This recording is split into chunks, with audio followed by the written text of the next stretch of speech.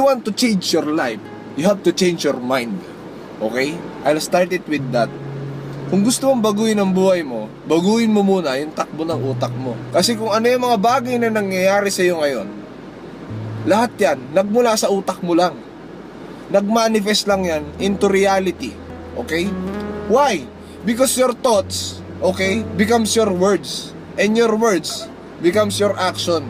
And your action becomes your reality. Kung ano yung mga bagay na inisip mo, magmamanifest yan into real life. Some way, somehow. No?